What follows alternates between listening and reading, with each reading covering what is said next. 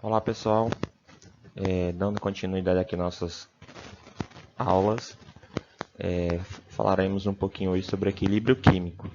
Lembrando que você vai precisar de conceitos associados a reações químicas, a estequiometria e um pouco de termodinâmica, ok? Mas ao longo das aulas poderemos revisar algumas equações que iremos utilizar. Combinado? Então, gente, falar de equilíbrio químico, o primeiro ponto que se deve iniciar é conceituando o que é o equilíbrio químico, tá? Que é uma situação, tá? Em que a proporção entre as quantidades de reagentes e produto em uma reação química se mantém constante, mesmo, tá, que não seja perceptível a reação, ela continua ocorrendo. Isso numa condição de equilíbrio. Lembrando, como eu mencionei inicialmente, você tem que utilizar conhecimentos prévios, como, por exemplo, o conceito e a representação formal de uma reação química. Como nós temos aqui um exemplo da formação da amônia. A amônia é muito utilizada em fertilizantes e produzida, tá, sob altas pressões, condições extremas, na verdade, através da reação do nitrogênio, N2, mais o hidrogênio gerando NH3. Lembrando, essas duas setinhas, uma saindo da esquerda para a direita, representa uma reação, a reação direta, e a sentido inverso, ou seja, da direita para a esquerda, tá? A reação inversa, que quando no equilíbrio, essas duas reações, as velocidades associadas a essas reações são iguais, tá? Então, nesse caso, a quantidade de reagente se transforma em produto, tá? É igual à quantidade de produto que se transforma em reagente. Essa condição é tomada como a condição de equilíbrio e ele é dinâmico. Ele permanece por tempo indeterminado se mantidas, tá, a temperatura, a pressão, tá, e o volume do meio. Bem, prosseguindo, é interessante que nós abordemos, na verdade isso é uma revisão, sobre a questão de propriedades associada à condição de equilíbrio. Bem, primeira coisa que você tem que saber é que as reações que alcançam o equilíbrio são as reações reversíveis. E como é que eu as identifico ou que eu devo escrevê-las? Utilizando exatamente essas duas setinhas, na forma direta, ou no sentido da esquerda para a direita, como também da direita para a esquerda. Isso significa que uma reação reversível, quando inicialmente a reação começa, só existe, ou melhor, antes de começar, só existe reagente, ou seja, N2H2. Quando há a formação dos primeiros produtos, ou seja, do NH3, esse produto, ou parte dele, tenderá a formar reagente, tá, com a reação inversa, alcançando a condição que essas velocidades são iguais, como já explicado anteriormente. Note que essa seta dupla aqui, ó, que está sendo apontada, significa que a reação ocorre nos dois sentidos, tá? Nessa situação, nós podemos também visualizar esse gráfico aqui, ó, em termos das velocidades associadas às reações. A reação direta, tá? E a reação inversa, sendo que na condição de equilíbrio, tá? Elas se mantêm praticamente, ou deveria ser, constante, se mantida temperatura e pressão constante no meio. Bem, prosseguindo, em termos de reversibilidade, vocês e nós iremos trabalhar bastante a questão das velocidades. V1 é a reação direta e V2 é a reação inversa para qualquer reação reversível, tá? Então, essa é a situação associada às velocidades, tá? E esse ponto aqui exemplifica a condição de equilíbrio, ou seja, não há mais a variação das quantidades de reagentes e produtos no meio. Isso quando atinge o equilíbrio. Bem, seguindo adiante, tá? Nós temos que ter em mente também que as velocidades, tá, da reação direta e inversa ela pode ser escrita da seguinte maneira, tá? A velocidade é igual a uma constante associada a essa velocidade vezes a concentração. Você pode perceber que nós já trabalhamos o conceito de atividade. Porém, o conceito de atividade é muito difícil lidar com ele, sobretudo medir, tá? Porque geralmente exige que a solução seja bem diluída, e nesse caso aqui nós estamos utilizando concentração, considerando que as reações, ou melhor, as concentrações são pequenas, ou seja, está bem diluída no meio. Então, nós inicialmente lá nos conceitos de soluções e como calcular algumas propriedades utilizando a atividade ao invés de concentração, nesse momento aqui nós estamos substituindo os valores de atividade pelos valores de concentração, ok? Então, tanto a velocidade direta, a reação direta como inversa, elas são calculadas utilizando uma constante associada à velocidade, tá? E a concentração daquela substância no meio, seja reagente, seja produto. De modo que no equilíbrio, essas velocidades elas são iguais, como já exemplificada anteriormente. Nós trataremos esse assunto aqui de uma maneira mais aprofundada no assunto de cinética química, certo? Então, seguindo, nós podemos ter equilíbrios homogêneos e heterogêneos, tá? Isso significa dizer que numa reação ela pode ter diferentes estados físicos. Por exemplo, na produção da amônia é uma situação que eu tenho uma reação homogênea, ou que quando alcanço o equilíbrio, eu falo que é um equilíbrio homogêneo. Por quê? Só tem substâncias gasosas, tá? Tanto os reagentes quanto os produtos, tá? Porém, a setinha desceu aqui um pouquinho. Então, aqui, deixa eu fazer a setinha direta e inversa. Analogamente, quando eu tenho envolvido mais de um estado físico, tá? São chamados equilíbrios heterogêneos, que é o caso desse aqui, ó. Nesse caso aqui, eu tenho dois estados físicos, né? Eu tenho o níquel, que é sólido, e tenho tanto o CO quanto o NiCO4, tá? Gasoso. Então, eu tenho um equilíbrio heterogêneo. Mas, muito embora exista diferentes estados físicos, eles alcançam o estado de equilíbrio assim como lá em cima. Só muda alguns detalhes que mais adiante veremos, que é a escrita da constante de equilíbrio. Ok? Então, resumindo, sobre a constante de equilíbrio. A constante de equilíbrio ela é representada por K, e elas são determinadas a partir de dados experimentais, tá? Nós necessariamente precisamos de dados experimentais. Por conta da análise de uma grande quantidade de dados, chega-se à expressão genérica para todos os equilíbrios, como sendo essa aqui, ó, é sempre a razão dos produtos dividido pelos reagentes, tá? As constantes de equilíbrio elas são determinadas com base nas concentrações, ou seja, nesse caso, mol por litro. Se você, em qualquer situação, tiver outras unidades de concentração, você obrigatoriamente deverá transformá-lo em mol por litro para poder efetuar o cálculo das constantes de equilíbrio, tá? E quando é mol por litro, eu chamo constante Kc, que é a constante expressa em mol por litro. Bem, um exemplo aqui de constante de equilíbrio é, mais uma vez, a reação da amônia. E, como eu falei lá inicialmente em Kc, posso ter concentração mol por litro, mas isso se for em solução aquosa, né? Se for em solução, ou melhor, em misturas gasosas, eu deverei utilizar pressões. Então, mas mesmo sendo sistema gasoso, eu posso transformar para a constante para valores em mol por litro, tá? Um exemplo aqui, ó, a expressão genérica dela, ou para o sistema que eu tenho lá sem mostrar transformação nenhuma. Então, eu tenho o produto sobre o reagente, ou seja, a quantidade, a concentração de amônia elevada a seu respectivo coeficiente estequiométrico, como já vimos lá em reação química, e expressão de constante, tá? Previamente. E os reagentes, tá? As concentrações elevadas a seus respectivos coeficientes estequiométricos. Mas se eu estou lidando com o sistema gasoso, então eu posso expressar na forma de Kp, que também é uma constante de equilíbrio. para sistemas gasosos. Nesse caso, eu utilizarei as pressões parciais, tá?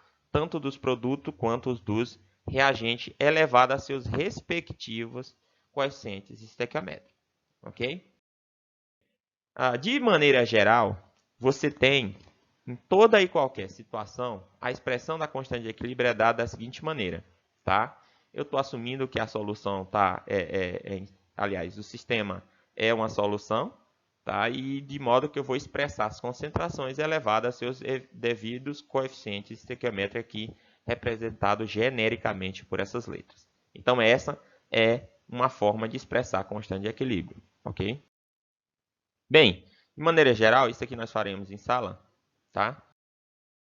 Eu posso mencionar de maneira bem objetiva a questão sobre a ordem de grandeza das constantes de equilíbrio, tá?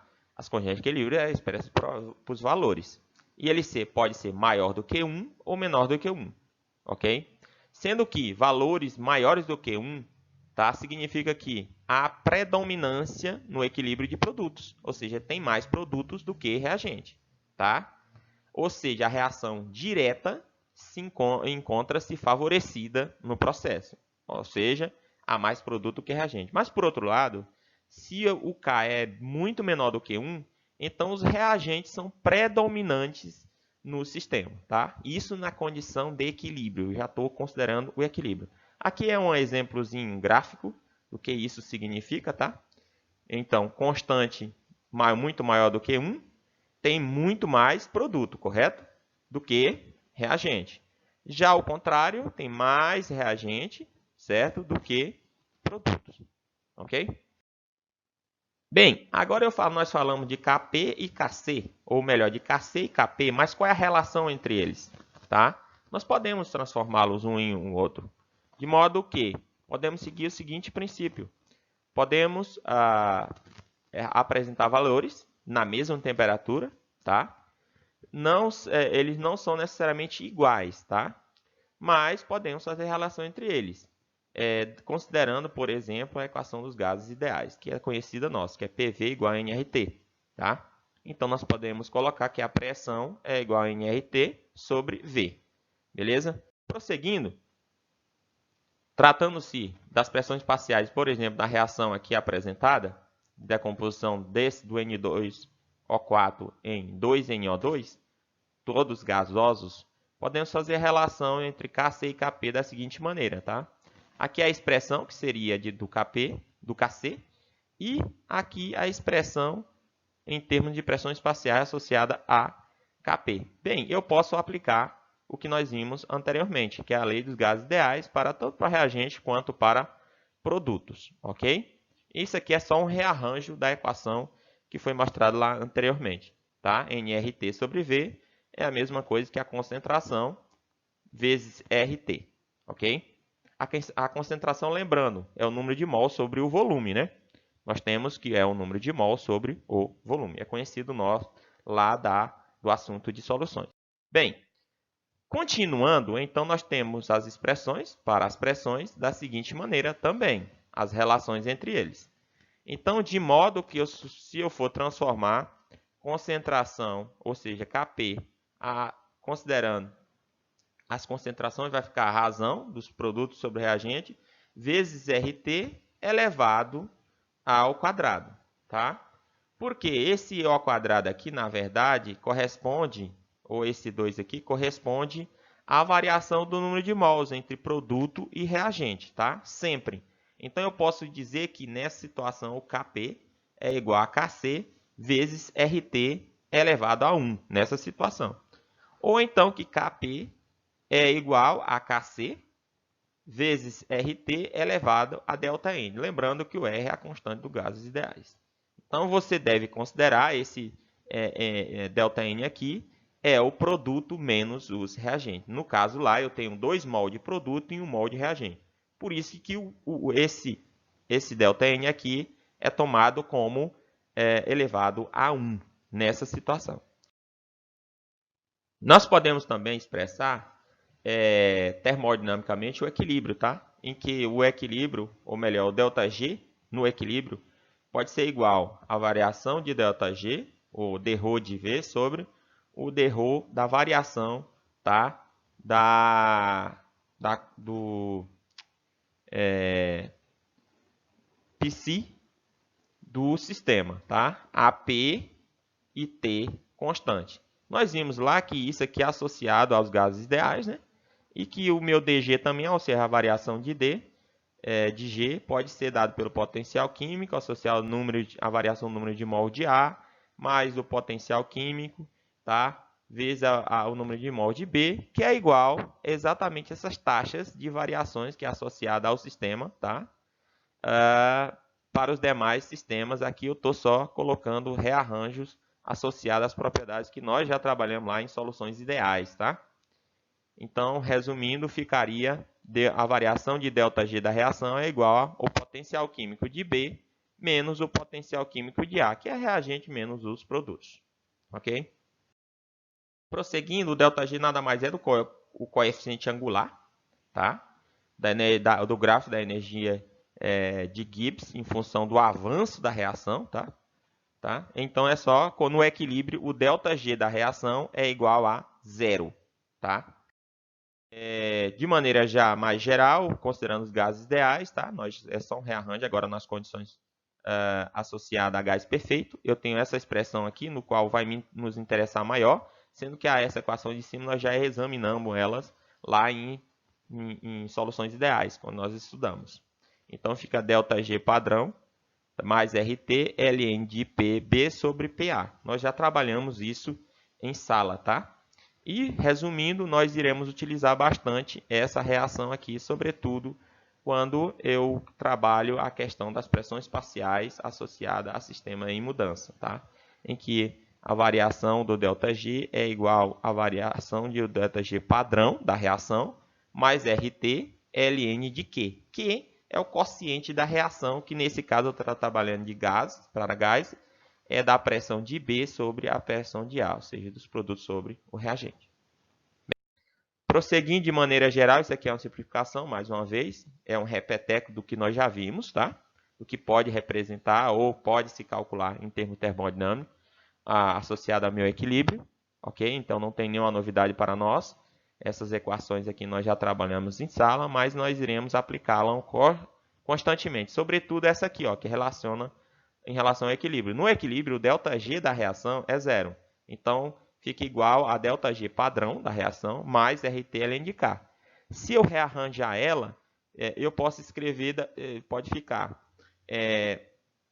ΔG padrão igual a menos RT ln de K, que nós iremos utilizar, ou aqui expresso adiante. Lembrando que K é a razão da pressão parcial do produto sobre o do reagente, isso na condição de equilíbrio. Beleza? A resposta do equilíbrio às condições de sistema, ou seja, as perturbações, é descrito pelo princípio de Le Chatelier, que diz que quando o sistema em equilíbrio sofre alguma perturbação, ele responde de modo a minimizar essa perturbação externa. Por exemplo, vamos tomar a reação da formação da amônia, já está visitada anteriormente. Lembrando que nos reagentes tem 4 mols, né? 1 de nitrogênio, 3 de hidrogênio, somando dá 4, né? Já nos produtos são 2 mols de amônia formado. Se eu pegar e perturbar o sistema, seja, por exemplo, adicionando hidrogênio no meio, eu tenho um aumento momentaneamente, mas o produto, ou melhor, a reação irá se deslocar consumindo parte desse hidrogênio que eu adicionei, tá? Aqui exemplificado no gráfico, tá? Para que o equilíbrio seja restabelecido logo em seguida, tá? Da mesma forma, se eu perturbar qualquer um da minha substância no sistema, a reação irá se deslocar no sentido a minimizar. E detalhe, uma vez retornado ao estado de equilíbrio, a constante tem o mesmo valor de antes da perturbação, tá? Então, essa é uma perturbação por variação de concentração. Se eu retirar qualquer um dos componentes do meio, a reação se deslocará no sentido de repor parte dessa concentração retirada a fim de restabelecer a o equilíbrio que havia antes, tá? Prosseguindo, em relação à perturbação associada à variação de pressão, mais uma vez eu tenho aí, se eu aumento a pressão no sistema, ele irá se deslocar no sentido a condição que tem menor número de mols, tá? Porque ele vai minimizar a minha, a minha perturbação e vai retomar o equilíbrio. Por exemplo, eu tenho essa situação A e tenho essa situação B. Se eu comprimir o sistema, ele vai se deslocar nesse sentido, tá? Para essa reação. Por quê? Nos produtos eu tenho 4 mols. Nos reagentes eu só tenho 2 mols. Então, ele vai se deslocar no sentido que vai ocupar menos volumes.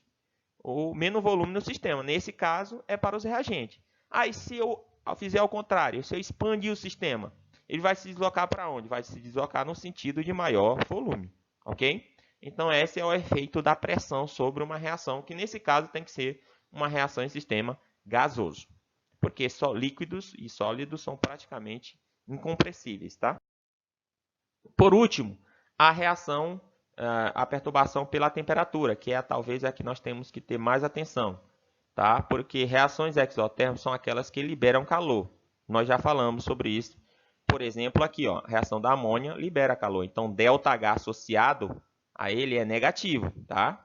Então, o ΔH negativo para esse sistema, tá? A reação endotérmica são aqueles que absorvem calor e nesse caso o ΔH vai ser positivo. Então, nós iremos, em termos de temperatura, olhar aquela situação.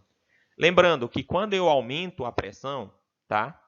Se eu aumento a pressão e a temperatura, a pressão ela vai só perturbar. E quando restabelecido o equilíbrio, a constante terá o mesmo valor de antes da perturbação. Quando eu mexo na temperatura, tá? Se eu tenho temperatura e o meu ΔH é negativo, ou seja, ele é menor do que zero, o meu aumento de temperatura vai favorecer os reagentes. Se o meu ΔH é maior do que zero, ou seja, ele é positivo, o meu aumento de temperatura ele vai favorecer os produtos. E detalhe, se está em um equilíbrio, ele interfere diretamente no valor de K, de forma permanente. Ou seja, se eu perturbo o sistema que está em equilíbrio, variando a temperatura, o meu K do novo equilíbrio que ele vai ser restabelecido não é igual a constante, ou melhor, o meu K que eu tinha antes da perturbação. Por isso é que eu tenho, nessa situação, que calcular novamente o K, porque o meu valor de K ele é dependente da temperatura. Isso através daquela equaçãozinha que nós já vimos em sala, que o ΔG padrão é igual a menos RT, tá? Vezes ln de K, tá? Então, a temperatura aqui, ó, ela é importante, ela vai interferir diretamente no meu valor de K, ok? Mas nós temos essa equação aqui que temos como calcular os valores de K associados à variação de temperatura, onde tem ln de K2 sobre menos ln de K1 é igual a menos o ΔH padrão da reação dividido pela constante dos gases ideais, que multiplica 1 sobre T2, tá? Menos 1 sobre T1. Através dessa equação, eu calculo qual é a dependência da minha constante em função da temperatura. Ok?